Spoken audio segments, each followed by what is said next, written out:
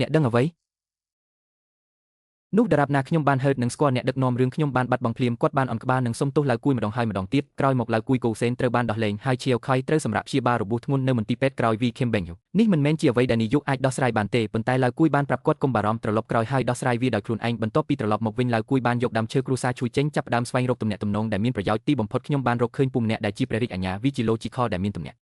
់ទំនងជាមួយព្រះរាជអាជ្ញាប្រកាសណាស់សាកលវិទ្យាល័យផ្លូវការកម្រិតទី1បានវាបំបែកមនុស្សរហូតដល់ស្លាប់ព្រះរាជអាជ្ញាបានធ្វើការហៅទូរស័ព្ទតែមួយប៉ុណ្ណោះមិនថាមេប៉ូលីសស្ទាក់ស្ទើរយ៉ាងណាក៏ដោយអ្នកត្រូវធ្វើវាដោយគោរពចំពោះមុខមេរៈបងរំខ្មៅនៅលើក្បាលរបស់អ្នកឃើញថាអ្វីគឺត្រឹមត្រូវពាក់កណ្ដាលជាការពិតណាស់ការរំលឹកដំបូងស្គាល់ពិភពលោកស៊ីកាដាសមាសតូចទាំង3ត្រូវបានបញ្ជូនទៅប៉ូលីសដោយផ្ទាល់ហើយពូរបស់ខ្ញុំក៏លេងជំនួយនៅចំហៀងដែរហាហាតើអ្នកកំពុងធ្វើអ្វីហាលោកជាវខៃត្រូវបានដោះលែងភ្លាមបន្ទាប់ពីឆ្លងកាត់បញ្ហានេះទម្ងន់របស់ឡៅគួយនៅក្នុងចិត្តរបស់សៀវគួយក៏បានកើនឡើងគួរឲ្យកត់សម្គាល់ផងដែរនេះឆ្លងកាត់ពន្ធនាគារចំនួន5រាល់ពេលគឺដោយសារតែខ្ញុំត្រូវបានក្បត់ដោយប្អូនប្រុសរបស់ខ្ញុំហើយនៅពេលវេលាដ៏សំខាន់នេះឡៅគួយបានបោះជំហានទៅមុខគាត់ពិតជាជឿជាក់ថាមានតែគ្រួសាររបស់គាត់ប៉ុណ្ណោះដែលគួរឲ្យទុកចិត្តឡៅគួយក៏បាននិយាយដែរថាពួកគេទាំងពីរនាក់បានធ្វើការជាមួយគ្នាមួយជាមួយកណ្ដាប់ដៃរបស់គាត់មួយជាមួយខួរក្បាលរបស់គាត់អនាគតនឹងមិនអាចវាស់វែងបានទេហើយនៅថ្ងៃបន្ទាប់ចោទាំងពីរពិតជាធ្វើឲ្យក្រុមក្មេងទំនើងកាន់តែធំនិងខ្លាំងជាងមុនសូម្បីតែភ្ជាប់ជាមួយក្រុមរបួសជប៉ុន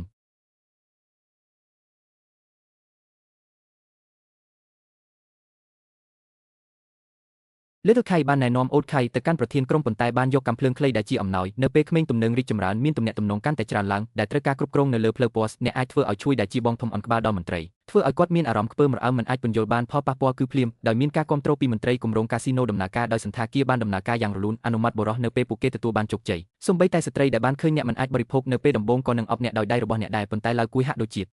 ត្រូវបាននាំយកទៅដោយអំណរនៅចំពោះមុខគាត់ខ្ញុំគិតថាខ្ញុំជាមេដឹកនាំក្រុមក្មេងទំនើងរួចទៅហើយសូម្បីតែបងថ្លៃរបស់គាត់ឈ្មោះភីនីក៏បានលើកឡើងពីប្រវត្តិរូបរបស់គាត់នៅថ្ងៃនេះដែរភីងបានដឹងថាអាគីនបានញ៉ាំសាច់ប្រាក់ពីកណីខ្ញុំបានរកឃើញអាជីនដោយផ្ទាល់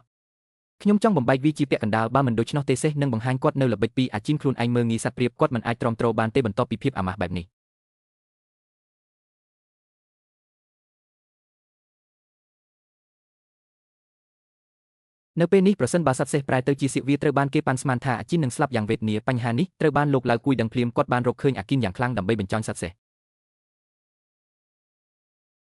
រងួនអ្នកខ្លាំងពេកហេកូនប្រសាខ្ញុំសុំទានថ្ងៃនេះលើកទឹកចិត្តអាគីបានតូចចិត្តនឹងឡៅជួយអស់រយៈពេលជាយូរមកហើយគាត់គិតថាឡៅគួយទៅតែឡើងដល់កម្ពូលដោយលេងល្បិចតើអ្នកមានសិទ្ធិអ្វីដើម្បីបង្រៀនមេរៀនដោយខ្លួនឯងគួយចាស់ឃើញថាអាចិនមិនហ៊ានតបវិញទេគាត់បានដកកាំភ្លើងខ្លីរបស់គាត់ហើយចង្អុលវានៅអាចិនក៏ជាមនុស្សខ្ជិលបន្តិចដែរនៅពេលដែលគាត់បានឃើញរឿងនេះប៉ុន្តែវានៅតែជាដៃរបស់ឡៅគួយដែលគាត់ចាប់បានគ្រាន់តែនៅពេលដែលប្រអប់ប្រញ៉ៃញ៉ៃអូ3លានតើនេះជានរណាខ្ញុំមិនអាចមើលឃើញផ្ទះរបស់អ្នកទៀតទេដើម្បីផ្ដល់ឲ្យមុខឡៅគួយឈៀវខៃបានរើសមីក្រូហ្វូនដោយមិនរើសអើងហើយបានគូសទៅអាចិនហ៊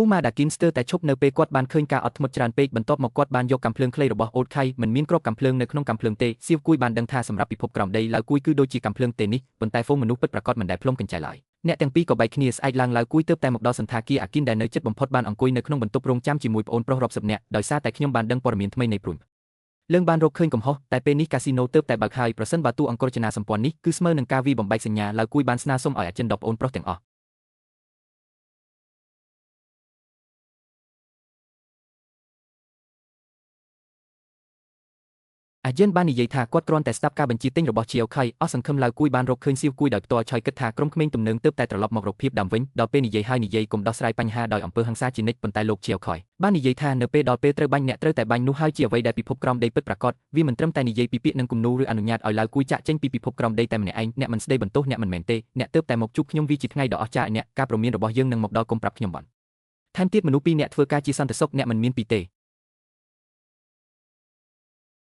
េអ្នកទៅងូតទឹកយឺតណាស់ដីមានច្រើននៃពួកគេនៅក្នុងដេបទាំងអ្នកឬគ្រូម្ដាយរបស់អ្នកនឹងសប្បាយចិត្តនោះមិនល្អសម្រាប់ម្ដាយទេឡៅគួយមើលខ្លួនឯងនៅក្នុងកញ្ចក់ដូចជាខ្ញុំជាធ្លុបដូច្នេះគាត់បានដឹកជាវខៃនៅលើខ្នងរបស់គាត់ឬធ្វើការណាត់ជួបជាមួយយិនបេងហ៊ូបន្ទាប់ពីចូលដល់មាត់ទ្វារខ្ញុំចង់ឆ្លៀតឱកាសឈ្នះកិច្ចសហប្រតិបត្តិការរបស់ឡៅជួយគាត់ក្រឡេកមើលទៅប្អូនប្រុសតូចដែលសៀវគួយបានបញ្ជូនទៅដើរតាមមិនឆ្ងាយមិនបាននិយាយថាមែនប៉ុន្តែមិនបានបដិសេធទេពួកគេមិនបានដឹងថាការសំគំនិតបានចាប់ផ្ដើមទេពី3ថ្ងៃក្រោយមកជាវខៃត្រូវបានឃាតកោស